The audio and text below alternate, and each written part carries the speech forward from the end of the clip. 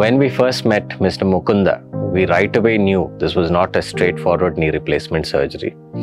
He had been suffering from knee pain for the last 15 years, and over time, his knees had undergone a gross deformity, something that we call bowing of the legs.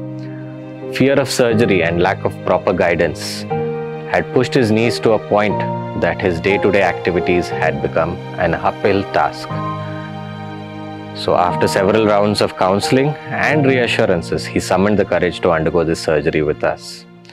The challenges that we faced were a gross deformity, tight soft tissue structures, and severe bone loss in the knees.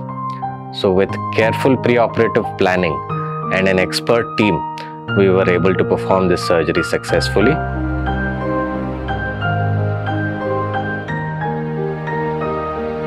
When he came to us walking 2 weeks later without a walking aid, it was a testament to the quality of care that we provide at SPARSH Hospital. Happy patients make doctors happy.